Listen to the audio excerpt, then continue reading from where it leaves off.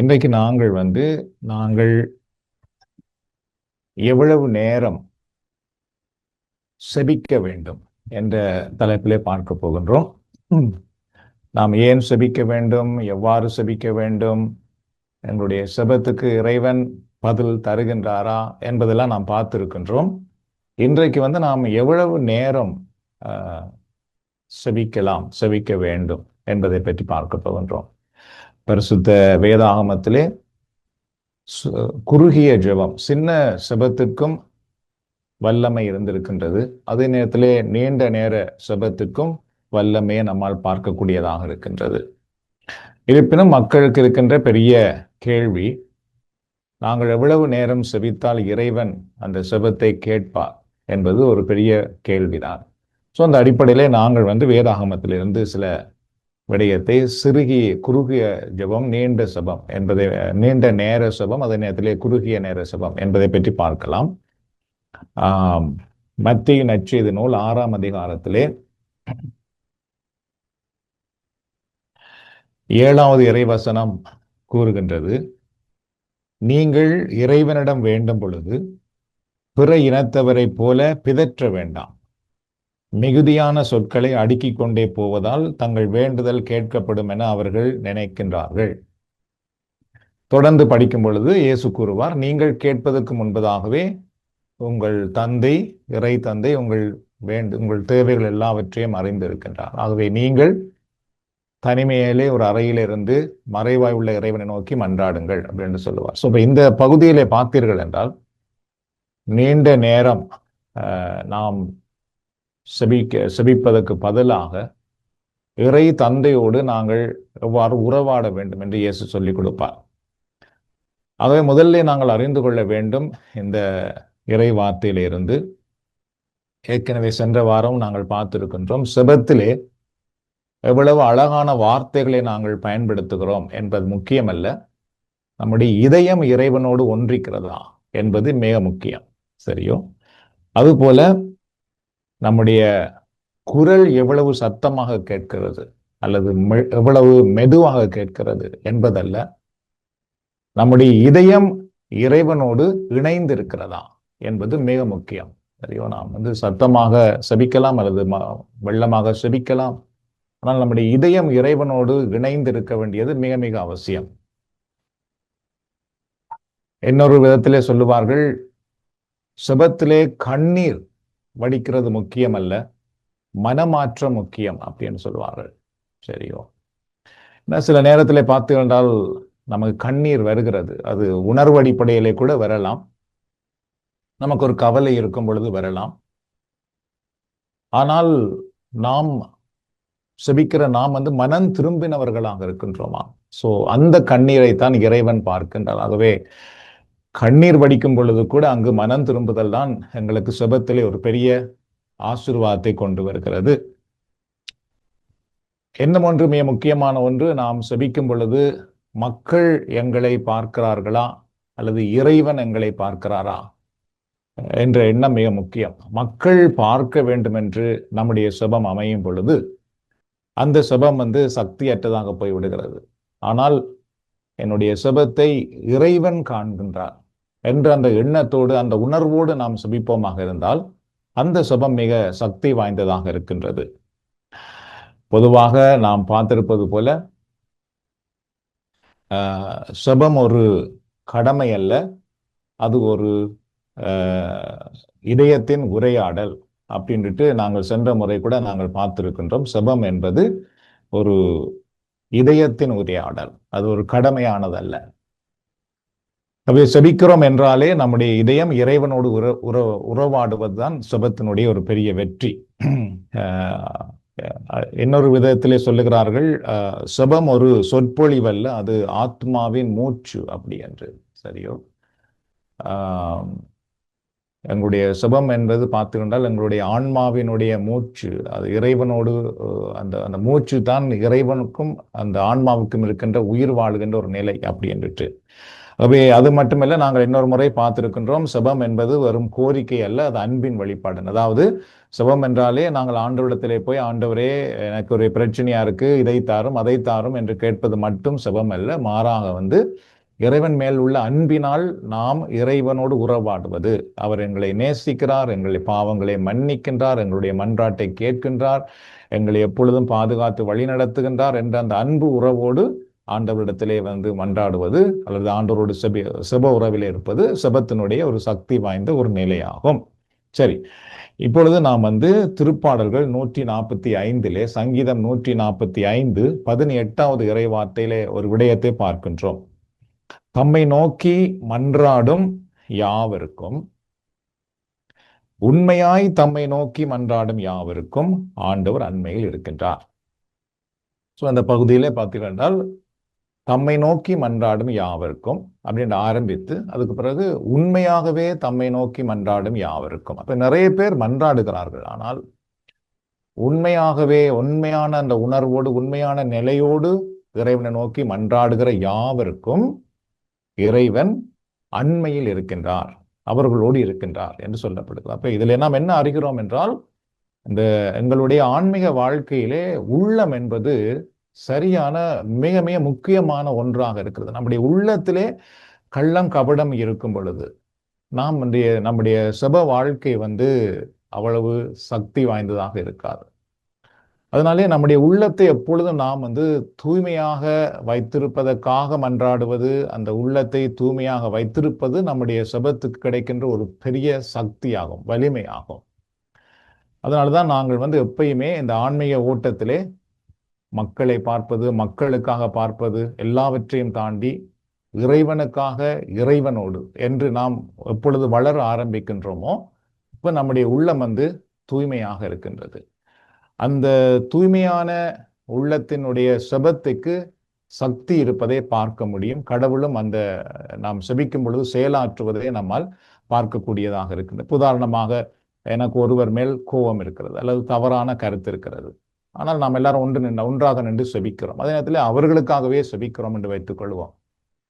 அந்த செபம் உண்மையிலே பார்த்தீர்கள் என்றால் கடவுள் பார்வையிலே ஒரு வேடிக்கையான செபம் தான். என்றால் நம்முடைய உள்ளத்திலே இன்னொரு தவறான கருத்து இருக்கிறது, ஆனால் நாம் செபிக்கின்றோம், இறைவனோடு உறவு வைக்கின்றோம்.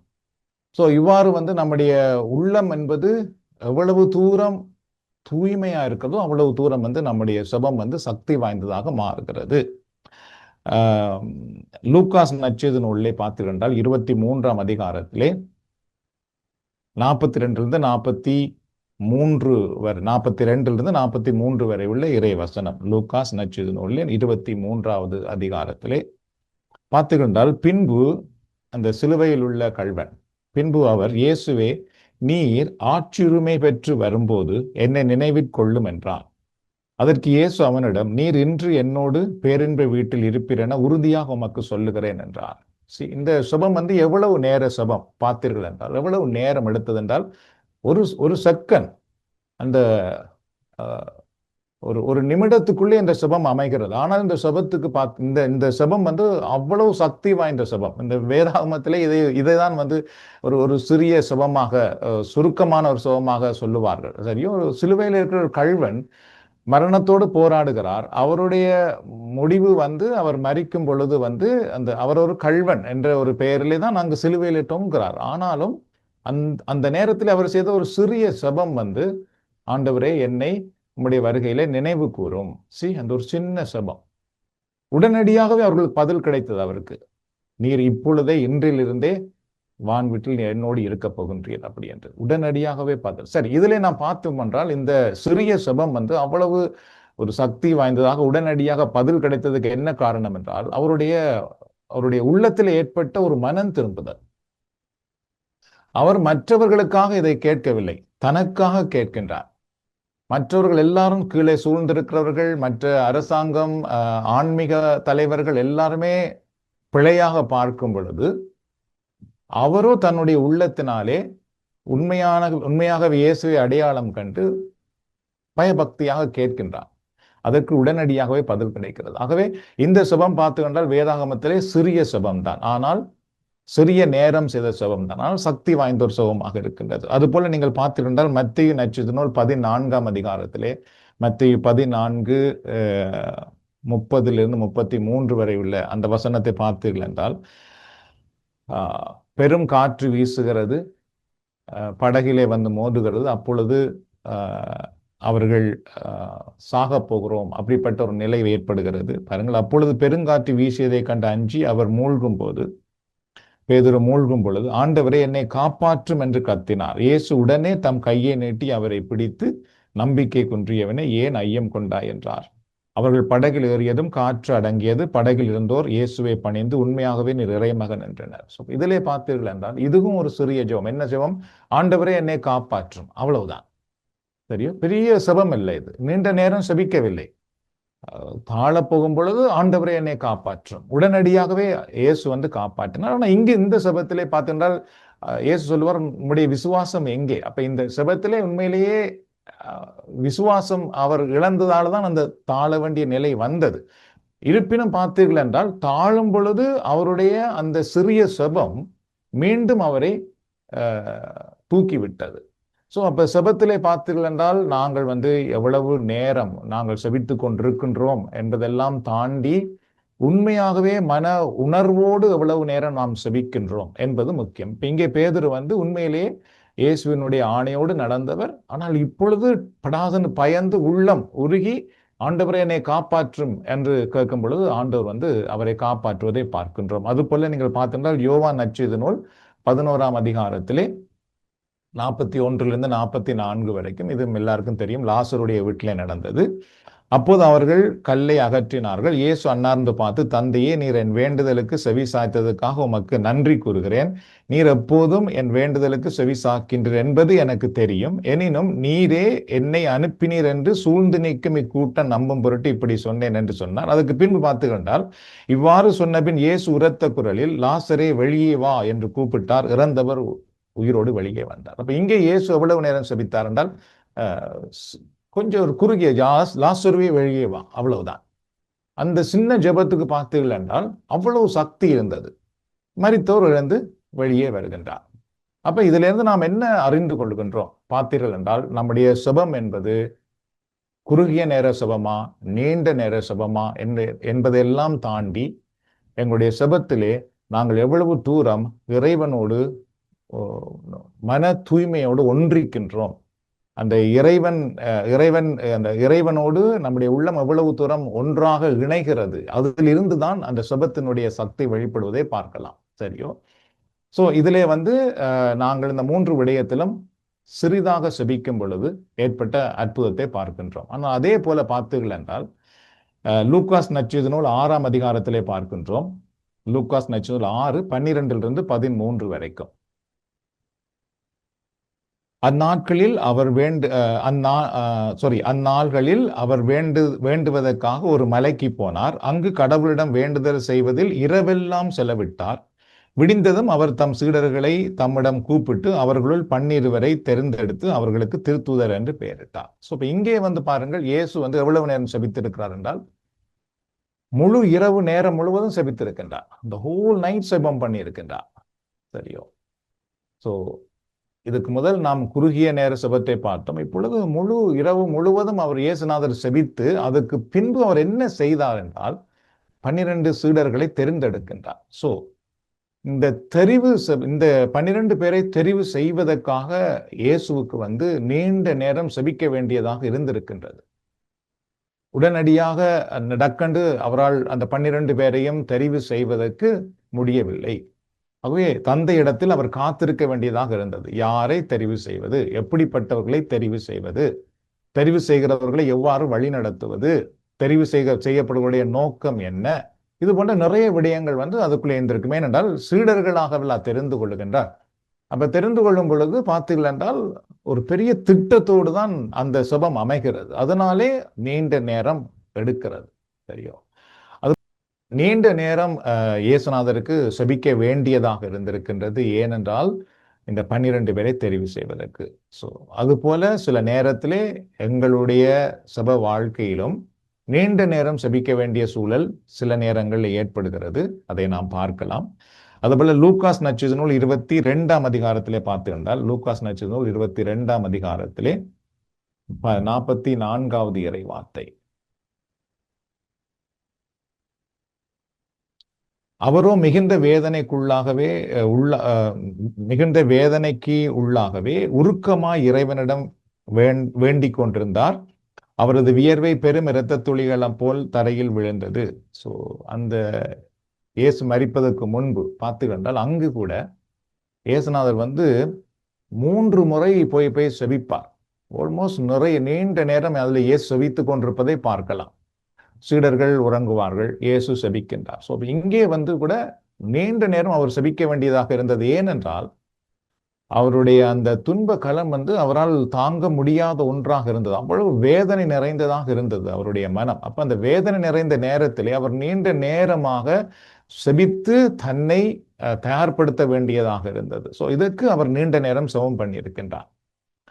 அதுபோல நீங்கள் விடுதலை பயணம் அல்லது யாத்திரையாகவும் பழைய ஏற்பாட்டிலே 32ஆம் அதிகாரத்திலே பார்த்திருந்தால் 11வது இறை வார்த்தையிலே விடுதலை பயணம் 32:11. அப்பொழுது மோசே தம் கடவுளாகிய ஆண்டவர் முன் மன்றாடி, ஆண்டவரே, மிகுந்த ஆற்றலோடும் வலிமைமிகு கரத்தோடும் நீர்தாமே எகிப்து நாட்டிலிருந்து கொண்டு வந்த மக்களுக்கு எதிராக கோபம் மூழ்வது ஏன் அப்படின்னு சொல்லி தொடர்ச்சியாக அவர் மன்றாடி கொண்டிருப்பார். சரியோ? அதாவது இந்த இடத்திலே மோயிசன் மற்றவர்களுக்காக அல்லது தன்னுடைய வந்த மக்களுக்காக அவர் மன்றாடுகின்றார். ஸோ இவ்வாறு சில நேரத்திலே நாங்கள் மற்றவர்களுக்காக செபிக்கும் பொழுது அல்லது சில வேண்டுதல்களுக்காக சில விண்ணப்பங்களுக்காக நாங்கள் செபிக்கும் பொழுது அங்கே கூட சில நேரம் நீண்ட நேரம் எடுப்பதற்கான வாய்ப்புகள் உண்டு. சரியோ? ஆகவே இந்த நீண்ட நேரம் செபிக்கிறது அப்படி என்று வரும் பொழுது பார்த்துக்கின்றால் இந்த 3 விடயத்தை நான் எடுத்திருந்தேன். அதாவது ஒன்று சீடர்களை தெரிவு செய்வதற்காக, 2வது அவர் துன்பத்திலே இருக்கும் பொழுது, 3வது மற்றவர்களுக்காக மன்றாடும் பொழுது. இந்த 3 விடயத்திலும் நீண்ட நேரம் செபிக்கிறதை நம்மால் பார்க்கக்கூடியதாக இருக்கின்றது. சரி, இது எங்களுடைய அன்றாட வாழ்க்கையிலே பார்க்கும் பொழுது பார்த்தீர்கள் என்றால் நாம் குறுகிய நேரம் செபிக்கின்ற நிலையும் உண்டு, நீண்ட நேரம் செபிக்கிற நிலையும் உண்டு. சரியோ? இந்த நிலை இப்ப நாங்கள் பிராக்டிக்கலாக பார்க்கும் பொழுது, உதாரணமாக வேலைக்கு போகிறவர்கள் காலை எழுந்தவுடன் என்ன செய்யலாம்? ஒரு அரை மணி நேரம் செபிக்கலாமா என்று கேட்டால் இல்லை. சரியோ? அப்போ ஒரு 5 நிமிடம் தான் செபிக்கலாம். அதுக்கு மேலே நிறைய நேரம் செபிக்க அவர்களுக்கு நேரம் இல்லாமல் இருக்கும். ஏனென்றால் அவர்கள் ஏற்கனவே முதல் நாள் வேலையாலே வீட்டு வேலை செய்து மிக லேட்டாக தான் இங்கே படுக்கிறார்கள். அப்ப காலை எழும்பும் பொழுது ஒரு மணி நேரத்துக்கு முன்பதாக, அரை மணி நேரத்துக்கு முன்பதாக தான் எழுந்து தங்களுடைய ஆயத்தங்களை செய்து கொண்டு உடனடியாக வேலைக்கு போக வேண்டியதாக இருக்கிறது. அப்ப அந்த நேரத்தில் அவர்கள் நீண்ட நேரம் செபிக்க முடியாது. அப்போ ஒரு கொஞ்ச நேரம் தான் செபிக்கலாம். அப்போ அந்த கொஞ்ச நேரம் அந்த காலை வேலைக்கு போகும் முதல் அது வழியிலே கடமைக்கு போகும் முதல் செய்கிற அந்த சிறிய ஜெபம் கூட பார்த்தீர்கள் என்றால் அந்த உண்மையான அந்த உணர்வோடு நாம் செபிக்கும் பொழுது அந்த செபம் மிக சக்தி வாய்ந்ததாக இருக்கிறது. வெறும் கடமைக்காக செபிக்கிறோம் அப்படி என்று அல்லாமல் அந்த ஒரு சிறிய ஜெபம் கூட மிக சக்தி வாய்ந்ததாக இருக்க வேண்டும். சரியோ? அதை எவ்வாறு சக்தி வாய்ந்ததாக மாற்றலாம்? அது நீங்க தான் என்னிடத்திலே கேட்க வேண்டும். கேட்டால் நான் அதை சொல்லலாம். அதுபோல நீங்கள் பார்த்தீர்கள் என்றால் நீண்ட நேரம் செபிப்பது. அதுக்கு பின்பு சில நேரம் நீங்கள் வேலையாலே வந்த பின்பு செபிப்பதற்காக நேரம் இருக்கிறது என்றால் அதிலே அந்த நேரத்தை எடுத்து நீங்கள் செபிக்க போகிறீர்கள் அப்படின்னு வைத்துக் கொள்வோமே. அதிலே சில நேரம் நீங்கள் நீண்ட செபம் செய்யலாம். சரி, இந்த நீண்ட செபம் என்று வரும் பொழுது இந்த 3 விடயம் சொல்லியிருந்தேன். அதிலே 3வது மற்றவர்களுக்காக செபிப்பது. அதை நாங்கள் பொதுவாக நீங்கள் எல்லாருமே மற்றவர்களுக்காக செபிக்கிற அந்த பணியை நீங்கள் செய்கிறீர்கள். அந்த அடிப்படையிலே சில நேரம் ஒரு 10 விண்ணப்பத்துக்காக நீங்கள் செபிக்க போகிறீர்கள் என்றால் அதிலே நேரம் எடுக்கலாம். அதே போல மற்ற 2 விடயம் நான் சொல்லியிருந்தேன். ஒன்று இயேசு சீடர்களை தெரிந்தெடுக்கின்றார். ஸோ இது நீங்கள் இறை பணி செய்யும் பொழுது, இறை பணியிலே வரும் பொழுது அல்லது ஒரு செய்தி நீங்கள் ஆயத்தப்படுத்த போகின்றீர்கள் அப்படி என்றால் கட்டாயமாக அதுக்கு நிறைய நேரம் செலவழிக்க வேண்டியதாக இருக்கும். அதுக்கு நீங்கள் 5 நிமிடத்திலே சுகம் செய்து விட்டு அந்த ஆயத்தம் எல்லாம் செய்ய முடியாது. அது பத்தாது. அதுக்கு நீங்கள் நிறைய நேரம் எடுக்க வேண்டும். உதாரணமாக நீங்கள் ஒரு செய்தி கூட ஒரு இறை தியானம் கொடுக்க போகின்றீர்கள் அப்படி என்று சொன்னால் அந்த இறை தியானத்தை வந்து நீங்கள் ஆயத்தப்படுத்தும் பொழுது பொதுவாக சிலர் வந்து பார்த்தீர்கள் என்றால் ஏதோ ஒரு இடத்திலே ஒன்றை வாசித்து விட்டு அதிலிருந்து குறிப்பை எடுத்து அதிலே ஒரு செய்தியை சொல்லுவார்கள். சரியோ, அது ஒரு முறை. பட் அந்த செய்தி அவ்வளவு சக்தி வாய்ந்ததாக இருக்காது. அது அறிவடிப்படையிலே நல்லா இருக்கலாம். ஆனால் அது மக்களுடைய உள்ளங்களை மாற்றுமா என்பது அது ஒரு கேள்விக்குறிதான். ஆனால் உண்மையிலேயே ஒரு ஒரு இறை தியானம் ஒருவரை தொடுகிறது, அவருடைய உள்ளத்தை உடைக்கிறது, அவருடைய மனதை மாற்றுகிறது. அப்படி என்றால் அவர்கள் வந்து கட்டாயமாக ஆண்டவருடைய பாதத்தில் இருந்துதான் கேட்கணும். ஆண்டவரே, என்ன நீர் பேசுகிறீர், என்னத்தை நான் சொல்ல வேண்டும், எந்த கருத்துக்களை எனக்கு நீர் கற்றுக் கொடுக்கிறீர். அப்ப அதுக்கு நிறைய நேரம் வந்து எடுக்கும். எடுத்த உடனே ஆண்டவர் பேச ஆரம்பிப்பார் என்றால் இல்லை. சில நேரத்திலே நிறைய நேரம் எடுக்கும். சில நேரத்தில் 2-3 நாள் எடுக்கிறது. சரியோ, அப்ப அது வரைக்கும் நாங்கள் வந்து போராடி கொண்டே இருக்கும் நம்முடைய உள்ளம். இன்னும் செய்தி வராமலேயே இருக்கிறதே, வராமலேயே இருக்கிறதே, வராமலேயே இருக்கிறதே என்று. சரியோ, அதனாலதான் சில பேர் என்ன செய்கிறார்கள் என்றால், சில பேர் செய்தியை ஆயத்தப்படுத்துவதே இல்லை. அவர்கள் என்ன செய்கிறார்கள் என்றால், அந்த இடத்திலே வந்து தான் செய்தியை அங்கிருந்து அவர்களுக்கு ஞாபகம் வருகிற இறை வார்த்தைகளை வைத்து ஒரு சிலர் சொல்லுகிறார்கள். அது சரியான முறையாண்டு கேட்டால் அது சரியான முறை அல்ல. அப்படி ஒரு நாளும் செய்யக்கூடாது. என்றால் அதாவது இறைவன் சார்பாக மக்களுக்கு நாங்கள் அவருடைய வார்த்தையை கொடுக்கும் பொழுது கட்டாயமாக அதை ஆயத்தப்படுத்தி அந்த ஒரு நிலையோடு தான் நாம் வர வேண்டும். அதுதான் ஒரு முறை அது. ஸோ அந்த அடிப்படையில் பார்த்தீங்கன்னா ஒரு சிலர் வந்து அப்படி டக்குன்னு அங்கே வந்து செய்ய நினைக்கிறார்கள். அதுவும் அல்ல. ஆகவே செய்தியை நீங்கள் ஆயத்தப்படுத்துகிறீர்கள் அப்படி என்ற ஒரு கட்டம் வரும் பொழுது, அல்லது ஒரு உரை ஊழியத்தை ஒரு திட்டம் எடுக்கிறீர்கள் அப்படி என்று வரும் பொழுது, நாங்கள் நிறைய நேரம் ஆண்டவருடைய பாதத்தில் இருக்க வேண்டி வரும். சரி, அதையும் தாண்டி இயேசுநாதர் வந்து துன்பம் படும் பொழுது அவர் சபிக்கிறார். சரியோ, அது வந்து நீங்கள் வந்து உங்களுக்கு எங்களுடைய வாழ்க்கையில சில கஷ்டம் துன்பம் வரும். அப்படி வரும் பொழுது பார்த்தீர்கள், நாம் என்ன செய்கிறோம்? ஆண்டவருடைய பாதத்திலே போய் இருந்து நாங்கள் மன்றாடுகிறோம், கண்ணீர் வடிக்கின்றோம், அவரிடத்திலே சொல்லுகிறோம். சரி, இப்படி செய்கிறவர்கள் அந்த ஒரு குறுகிய நேரத்தோடு செபத்தை முடிக்கிறார்கள். அந்த செபம் நிறைய அளவு எங்களுக்கு பலன் அளிக்காது. ஏனென்றால் நாம் ஏற்கனவே இப்ப சொல்லிக் கொண்டு வருகிறேன், செபத்திலே 2 பக்கம் உண்டு. நாம் பேசுவது, இறைவன் பேசுவது. ஸோ நாங்கள் எப்பயுமே இறைவன் பேசுவதை கேட்க வேண்டும். அப்ப எங்களுக்கு ஒரு துன்பம், கஷ்டம், பிரச்சனை ஏதாவது ஒன்று என்றால் நாங்கள் ஆண்டவருடைய பாதத்தில் இருந்து அவர் பேசும் வரைக்கும் காத்திருப்பது என்பது நிறைய நேரம் எடுக்கும். சரியோ, நிறைய பேர் அப்படி காத்திருக்கிறது இல்லை. ஆனால் அது வந்து தனி சுபத்திலே வளர்ந்து வரும் பொழுது மட்டும்தான் அந்த அனுபவங்கள் நமக்கு கிடைக்குமே தவிர, மற்றபடி அந்த அனுபவங்களுக்குள்ளே நாங்கள் வர முடியாது. அது எங்களுக்கு தெரியாமலேயே இருந்துவிடும். ஆனால் அந்த அனுபவங்களுக்குள்ளே வளர்ந்து வரும் பொழுது நாம் ஒரு பெரிய பிரச்சனை ஒன்று வந்திருக்கிறது. அப்போ ஆண்டவருடைய பாதத்திலே போய் இருக்கிறோம். ஆண்டவரே, இந்த பிரச்சனையா இருக்குது, பிரச்சனை சரி, எல்லாவற்றையும் சொன்ன பின்பு ஆண்டவரே, இப்பொழுது நான் என்ன செய்ய வேண்டும்? நீர் என்னோடு பேசும் ஆண்டவரே அப்படின்ட்டு காத்திருக்க வேண்டியதாக இருக்கிறது. ஸோ அதுக்கு கொஞ்சம் நேரம் எடுக்கிறது. சரியோ, எனிவே, ஸோ இப்போ இந்த அடிப்படையிலே நீண்ட நேரம் செபிக்கிறது அப்படின்னு வரும்பொழுது ஒரு சில விடயத்துக்காக நாங்கள் நீண்ட நேரம் செபிக்கின்றோம். சரி, இன்றைக்கு நாங்கள் பார்க்கறது அதுதான்.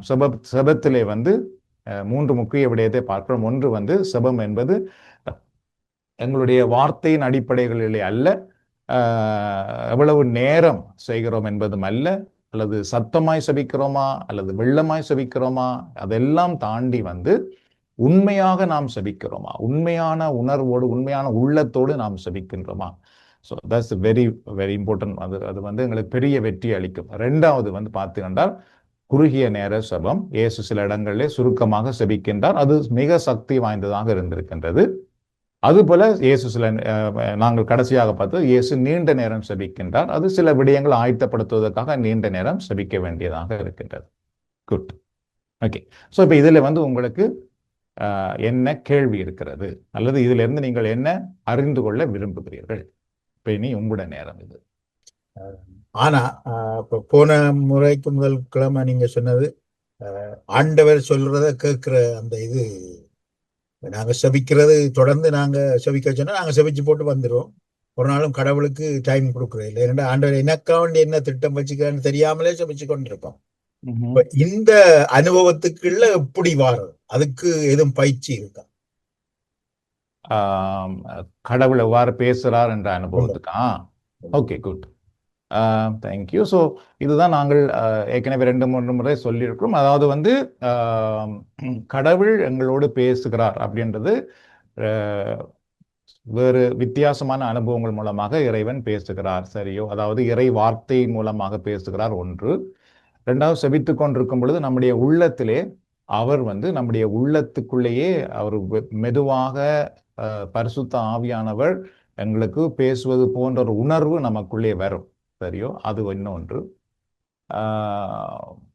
மூன்றாவது பார்த்தீர்கள் அந்த செப நேரத்திலே நமக்கு இறைவன் கொடுக்கின்ற ஏதாவது ஒரு தரிசனம் அல்லது நம்முடைய கண் முன்னால் கொண்டு வருகின்ற ஒரு ஒரு நிகழ்வு, அது ஒரு ஒரு காட்சி போலவும் தெரியலாம், அல்லது ஏதாவது ஒரு ஒரு ஒரு உதாரணமான ஒரு விடயத்தை கூட காட்டலாம். சரியோ? உதாரணமாக ஒன்றுக்காக செபிக்கும் பொழுது ஒரு ஒரு ஒரு ஆறு ஓடுவது போல ஒரு ஒரு ஒரு நாங்கள் அதை யோசித்தே இருக்க மாட்டோம். பட் அந்த ஒரு விஷன் அல்லது அந்த ஒரு சிந்தனை நமக்குள்ளே வருகிறது. சரி, சிந்தனை அப்படின்னு கூட சொல்லலாம். ஏன்னா ஒரு காட்சி என்ற உடனே நாங்கள் இப்படி ஒரு காட்சியா காண்கின்றோமா? அப்படி அல்ல, சில நேரத்திலே அப்படி வருகிறது. பட் சில அதிகமான நேரம் செபிக்கும் பொழுது அந்த அந்த ஒரு சிந்தனை, அந்த ஒரு பிக்சரோட ஒரு சிந்தனை ஒன்று நமக்குள்ளே வருகிறது. ஸோ அதுல இருந்தார். அப்ப இந்த பின்னுக்கு சொன்ன அந்த 2 விடயங்கள் அது உண்மையிலே செபத்திலே வளர்ந்து வரும் பொழுது மட்டும்தான் அந்த அனுபவத்துக்குள்ளே போகக்கூடியதாக இருக்கும். ஆனால் பிகினிங் ஸ்டேஜ் ஆரம்ப படி எப்பயுமே கடவுள் அவருடைய வார்த்தையிலிருந்து தெளிவாக எங்களோடு பேசுவார். அதுக்கு நாம் என்ன செய்யலாம் என்று பார்த்தீர்கள் என்றால், நாம் ஒரு விடயத்துக்காக மன்றாடுகிறோம், அல்லது பொதுவாக ஒவ்வொரு நாளும் எங்களுடைய செபம் செய்கின்றோம். அதுக்கு பின்பு ஆண்டவர் எங்களோடு பேசும். அது இறை வார்த்தையை திறந்து வாசிப்பது, அந்த ஒரு முறை நீண்ட இந்த அருங்கொடை சுப வழிபாடுகள் அல்லது இந்த பரிசுத்த ஆவியினுடைய வழிநடத்தல் செபங்களிலே அதை பயன்படுத்துகிறார்கள். திறந்து வாசிப்பது. திறந்து வாசிப்பதிலும் பார்த்தீர்கள் என்றால் தானே, இப்ப சில நேரத்தில் எங்களுக்கு ஏற்ற இறை வார்த்தைகள் வரும் பொழுது நாங்கள் அதை எங்களுக்காக எடுத்துக்கொள்வோம். ஆனால் அதே நேரத்திலே அந்த இறை வார்த்தையிலிருந்து இறைவன் எங்களுடைய பாவத்தை குறித்து பேசுகின்றார். நீ இதை செய்யக்கூடாது, இதை விட்டு விட, அல்லது நான் உன்னை தண்டிக்க போகிறேன், இப்படி என்று பேசினா என்ன செய்கிறோம்? பயந்து போய் நாம் மூடி விடுகிறோம், அல்லது அது என்னோட கடவுள் பேச இல்லையாகும் அப்படின்னு நாம் விட்டுடுறோம். சரியோ? ஸோ அப்படி வரும் பொழுது நீங்கள் பார்த்தீர்கள் என்றால், இப்போ இறைவன் ஒரு இறை வார்த்தை மூலமாக ஒரு விடயத்தை பேசும் பொழுது அதிலிருந்து இறைவன் என்ன பேசுகிறார் அப்படி என்று சில நேரத்திலே புதுசாக வளருகிற இறை மக்களால் அதை புரிந்து கொள்ள முடியாமல் இருக்கும். அப்ப அதுக்கு ஓகே, ஆண்டவர் இந்த வார்த்தை எனக்கு கொடுக்கிறார். முதல் நாளும் நான் செபிக்கும் பொழுது இந்த வார்த்தை தான் வந்தது, 2ஆம் நாளும் எனக்கு இந்த வார்த்தை தான் வந்திருக்குது, அல்லது 3ஆம் நாள் செபிக்கும் பொழுதும் எனக்கு இந்த வார்த்தை தான் வந்திருக்குது. அப்ப கடவுள் இதுல இருந்து ஏதோ என்னோடு பேசுறார் போல இருக்கு, ஆனால் எனக்கு அது என்னென்று விளங்கி கொள்ள இயலாமல் இருக்குது அப்படின்ட்டு ஓரளவுக்கு சுபத்திலே வளர்ந்தவர்களிடத்திலே அவர்கள் அந்த வார்த்தையை சொல்லி கேட்டு அதிலிருந்து அவர்கள் அர்த்தத்தை புரிந்து கொள்ளலாம். சரியோ? ஆனால் பொதுவாக இறை வார்த்தையிலிருந்து இறைவன் எங்களோடு விஷயத்தை அந்த பயிற்சி நீங்கள் ஒவ்வொரு நாளும் அதை கட்டாயமாக செய்து கொண்டே இருக்க வேண்டும். அப்போ ஒரு வார்த்தையிலிருந்து இறைவன் அதிலே பேசும் பொழுது அதிலிருந்து இறைவன் என்னோடு என்ன பேசுறார் அதை காத்திருக்கும் பொழுது, ஆனால் இறைவன் சரி, இப்ப இறைவன் அதிலிருந்து எங்களோடு பேசுகிறார் அப்படி என்று சொன்னால் பார்த்தீர்கள் என்றால் அந்த நேரம் நம்முடைய உள்ளத்திலே அவ்வளவு ஒரு சமாதானம் வரும், ஒரு விடுதலை வரும், ஒரு உற்சாகம் வரும். அதே நேரத்திலே அந்த ஒரு ஒரு ஒரு மாற்றம் வரும். உண்மையிலே இறைவன் அந்த வார்த்தையிலிருந்து நம்மோடு பேசும் பொழுது. அதை தாண்டி மற்ற விடயங்கள் அது நாங்கள் கொஞ்சம் வளர்ந்து வரும் பொழுது அந்த அனுபவம் வரும். சில நேரத்தில் நான் செபிக்கும் பொழுது, ஆண்டவரே என்னோடு பேசும், இதுல இருந்து நான் என்னத்தை சொல்லுவது எனக்கு தெரியவில்லை அப்படின்றே சில நேரம் ஆண்டவர் அந்த இறை வார்த்தை வசனங்களை உணர்த்துறார். இப்ப யோவேல் 2ஆம் அதிகாரத்திலே எடுத்து வாசி, அல்லது ஏசாயா நூலிலே 40ஆம் அதிகாரத்தை எடுத்து வாசி அப்படின்ட்டு நாங்கள் அப்ப நான் அதை எடுத்து அங்கேருந்து பார்க்கும் பொழுது எந்த விஷயத்துக்காக செபித்து கொண்டிருக்கிறோமோ, என்ன தேவையோ அதுக்கான பதில் அங்கே அப்படியே வெளிச்சமாக இருக்குது. ஸோ அப்போ ஓகே, அப்போ எங்களுக்கு ஈஸி ஆயிடும். அப்போ அந்த பதில் எங்களுக்கு கிடைத்ததுனாலே அதிலிருந்து நாங்கள் ஒரு செய்தியை ஆயத்தப்படுத்துறதோ அல்லது ஒரு பிரச்சனைக்கு தீர்வு காண்றதோ அது மிக உதவியாக இருக்குது. பிரதர், இப்ப நீங்க சொன்னீங்க நாங்க வார்த்தையை துறக்கணும்னு சொல்லி, சும்மா பைபிளை துறக்கிறதா இல்லாட்டால் இப்ப நான் எல்லாம் அண்டே ரீடிங் எல்லாம் வாசிக்கிறேன். பின்னரங்கள்ல சில நேரங்கள்ல அந்த இங்கிலீஷ் ரிஃப்ளெக்ஷன் அதுகள் வாசிப்பேன். யா அப்ப அந்த அதுல வந்து அவங்களோட ரிஃப்ளெக்ஷன்ல சிலதுகள் வந்து நல்ல வடிவா கோட் பண்ணுவாங்க. சில இன்சிடென்ட் கோட் பண்ணி சில விஷயங்கள் நடந்ததை கோட் பண்ணி வரையக்க சிலதுகள் எங்களுக்கு ஏற்ற மாதிரி அதை ரிலேட் பண்ணக்கூடியதாக இருக்கும். இப்ப நீங்க சொல்ற மாதிரி இப்ப நாங்க இப்பதான் வளர்ந்து கொண்டு வாரோம். அப்ப அதுல டக்குனு துறக்க யூதாஸ் மாண்டா அப்படி என்ன யா வந்துட்டா அது ஒரு ஒரு பேடான இதுதானே. Yeah so that's not bad. அது வந்து இப்போ ஒரு வந்து நீங்க பாத்தீங்கன்னா அது வந்து என்றால் அந்த சும்மா திறந்து படிக்கிறது அப்படின்றது வரும் பொழுது அதுலேயும் சில தவறுகள் வந்தது. அதனால தான் அதை வந்து அப்படி அவர்கள் சொல்லுகிறார்கள். என்றால் இப்போ வந்து பார்த்தீர்கள் என்றால் ஒரு ஒரு மனதிலே சரியான ஒப்பு கொடுத்தல் இல்லை, தூய்மை இல்லை. அவர்கள் செபத்திலேயே நிறைய நேரம் செலவழிக்கவில்லை. சும்மா அங்கேயோ ஒரு ஒரு செய்து திடீரென பைபிளை திறந்து வாசிக்க போறோம்னா கடவுள் அப்படி பேச முடியாது. சரியோ, செபத்துக்கு நான் போயிருக்கிறேன் என்றால் ஆண்டவரிடத்திலே பாவ மன்னிப்பு கேட்டு ஆண்டவரோடு உண்மையிலேயே புகழ்ச்சி செய்து அந்த தூய ஆவியானுடைய பிரசன்னத்தோடு ஒன்றித்து அதுக்கு பின்பு இறை வார்த்தையை திறந்து வாசிப்பது என்பது உண்மையிலே இறைவன் எங்களோடு பேசுவதற்கு எங்களுடைய மனநிலை தயார்படுத்தப்பட்டிருக்கு. இறைவனுடைய பிரசன்னம் அங்கே இருக்குது. ஆனால் நாம் ஒன்றுமே செய்யாமல் இப்ப போனோமாம் டக்குன்னு ஒரு பாட்டு ஆவியானுடைய ஒரு பாட்டு பாடணுமாம், ஆண்டவரே இயேசுவே எம்மை ஸ்தோத்தரிக்கிறேன், துதிக்கிறேன், ஆராதிக்கிறேன், நன்றி செலுத்துகிறேன், ஆண்டவரே என் பாவங்கள் எல்லாம் மன்னித்தரலும் அப்படி என்று சும்மா கடந்து சொல்லிட்டு இறைவார்த்தை தொடர்ந்து படிக்கிறோம் என்றால் அங்கு இறைவன் அந்த அந்த பிரசன்னமே இன்னும் வரவில்லை அங்கு. அப்ப அங்கிருந்து எப்படி இறைவன் எங்களோடு பேசுறது? அதனாலதான் இந்த சில நேரங்களில் இதை ஒரு உதாரணமாக இப்படி திறந்து படிக்க வேண்டாம், யூதாஸ் நாண்டு கொண்டு செத்தார் அல்லது இதை உடனடியாகவே செய் அப்படின்ட்டு வருதன். சரி, இப்ப யூதாஸ் நாண்டு கொண்டு செத்தார் அப்படின்ட்டு ஒரு நான் செபிக்கும் பொழுது அது எனக்கு வருகிறது அப்படின்னு வைத்துக் கொள்வோமே. அப்ப அதுல இருந்து கடவுள் என்னோட என்ன பேசுகிறார்? இப்ப என்னை போய் நாண்டு கொண்டு சாகும்படி சொல்றாரா அப்படின்றால் இல்லை. அதுல இருந்து நிறைய செய்தி வரும். அதாவது வந்து நீ வந்து மனம் திரும்பாமல் போனால் யூதாசை போலவே நீ நாளைக்கு தவறி விடலாம், ஆகவே மனம் திரும்பு, கடவுள் பேசுறார். சரியோ, அது ரெண்டாவது. நீ வந்து ஒரு நாளும் உன்னுடைய மனித விருப்பப்படி முடிவுகள் எடுக்காதே, அது உனக்கு அழிவை கொண்டு வரும். கடவுள் என்னோடு பேசுறார். சோ எல்லா விடயத்திலிருந்தும் கடவுள் பேசுறார். எனிவே இப்ப நீங்கள் சொல்வது போல அதான் நான் சொன்னேன், இந்த பைபிள் இதுல வந்து ஒரு சிலர் வந்து டெய்லி ரீடிங் செய்கிற ஆட்கள் இருக்கிறார்கள்.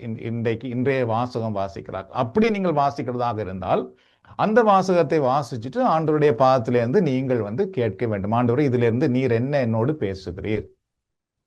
கட்டாயமா அதுல இருந்து ஆண்டவர் எங்களோடு பேசுறார். ஒரு சிலர் வந்து இந்த பைபிள் ரீடிங் செய்கிறவர்கள் இருக்கிறார்கள். இப்ப தொடக்க நூல் ஆதியாகமத்திலிருந்து திருவெளிப்பாடு வரையும் வாசிக்கிறவர்கள் தொடர்ச்சியாக வாசித்துக் இருக்கிறார்கள். ஸோ அவர்கள் வந்து இன்றைக்கு வந்து அவர்கள் என்ன வாசிக்கிறார்களோ அந்த வாசித்த பகுதியில் இருந்து இறைவனிடத்திலே கேட்கிறார்கள். அதிலிருந்து இறைவன் அவர்களோடு என்ன பேசுகிறாரோ அதை அவர்கள் புரிந்து கொள்ளுகிறார்கள்.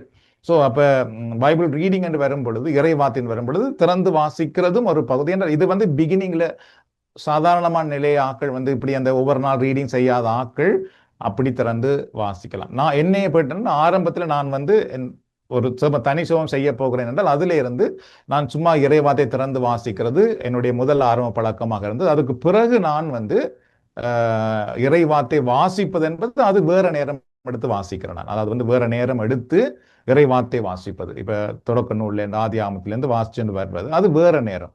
செப நேரத்திலே வாசிக்கிறது. செப நேரத்தில் வந்து இறைவன் என்னோடு பேசுறதுக்காக பைபிளை சில நேரம் திறந்து நான் வந்து வாசிப்பேன். அதுல இருந்து என்ன வருது. ஆனா அதுல இருந்து அதிகமான நேரம் வந்து இறைவன் உண்மையாகவே அதுல இருந்து அந்த பேசும் பொழுது, இறைவன் அதுல இருந்து பேசும் பொழுது நம்முடைய உணர்வு, உடல்நிலை, அந்த உண்மையாகவே லைக் அந்த பேசுறது தெரியும், அந்த உணர்விலே. சரியோ, எங்களை அறியாமலே ஒரு மகிழ்ச்சி வரும் அல்லது கண்ணீர் வரும் அல்லது வந்து ஒரு சக்தி ஏற்படுகிறது. ஸோ அதனாலே நீங்கள் வந்து அந்த ரீடிங் ஒவ்வொரு நாள் சில ரீடிங்ல இருந்தும் ஆண்டவரிடத்திலே கேட்கலாம். ஆனால் இப்போ ஒருவர் வந்து ஒரு ரீடிங்குக்கு ஒரு விளக்கம் எழுதியிருக்கிறார் அப்படி என்றால் அந்த விளக்கம் வந்து அவர் கொடுத்தப்பட்ட விளக்கம் உங்களுக்கு கொடுக்கப்பட்டு இருக்குது. ஆனால் நீங்க அதுக்கு பிறகு ஆண்டவரை நீர் என்னோட என்ன பேசுறீர், இதுல இருந்து எனக்கு நீர் என்ன சொல்றீர் அப்படி என்று நீங்கள் கேட்கணும். அப்ப அதிலிருந்து கடவுள் வந்து உங்களுக்குரியதை சொல்லுவார். Thank you brother. Okay, no problem. So ஒவ்வொரு நாளும் நீங்க வந்து அதை செய்யறதோடு கடவுள் உங்களோடு பேசும் பொழுது அதை பைபிள்ல கட்டாயமா நீங்க அண்டர்லைன் பண்ணி அல்லது குறிப்பு எழுதி நீங்கள் அதை வைத்திருக்க வேண்டியது மிக மிக அவசியம். ஏனென்றால் பிரதர், நீங்க சொன்னீங்க தானே காலமேல நாங்க சின்னதா ப்ரே பண்ணிக்கல அது என்னண்டு சக்தி வாய்ந்த அந்த சுபமாக மாற்ற என்றால் அது எப்படி செய்யலாம்? Very good.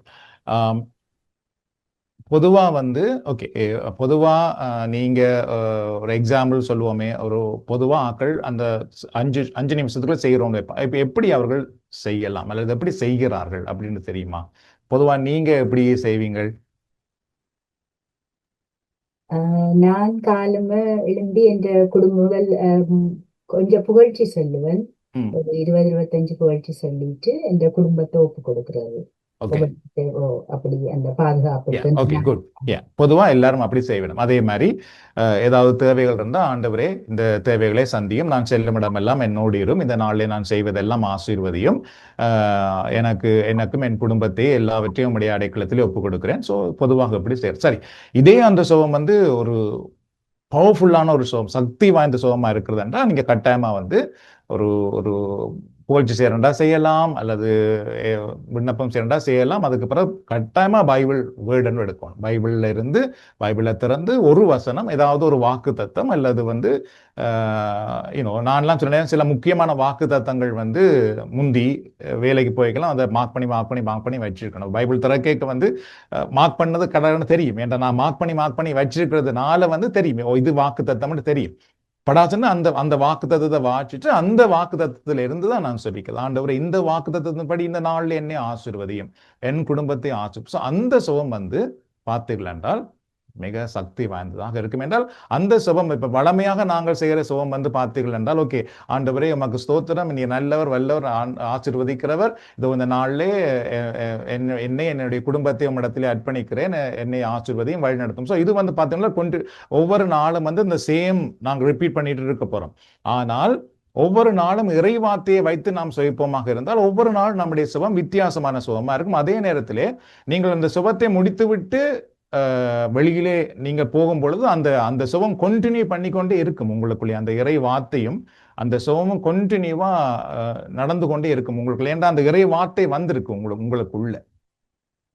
ஸோ அது வந்து இப்போ நான் அப்படிதான் செய்யறது முந்தியில இருந்து. அதனால அது ஒரு பெரிய பவர்ஃபுல்லா இருக்கும்னு நான் நினைக்கிறேன். இதை விட வேற இதுகள் இருக்கலாம். பட் அந்த கொஞ்ச நேரம் செபிக்கிறதா இருந்தாலும் அந்த சோகம் ஒரு சக்தி வாய்ந்த சோகமாக மாறுவதற்கு இறை வார்த்தையை எடுத்து இறைவன் தருகிற வார்த்தையை வைத்து நாம் செபித்தோம் என்றால் அது நல்ல நான் நல்ல அது வளர்றதுக்கு உதவியா இருக்கும், பவர்ஃபுல்லாகவும் இருக்கும். ஏன்னா சில நேரத்துல வந்து அன்றைக்கு வார வார்த்தையிலிருந்து இறைவன் எங்களுக்கு நடக்க போற சில தீங்கை பற்றி கூட பேசிடுவார். அப்ப நாங்க உடனடியாக அதுக்காக நாங்கள் அர்ப்பணிச்சு மன்றாடிடுவோம். சரியோ? ஸோ அதனால அதை அறிந்து கொள்ளலாம்.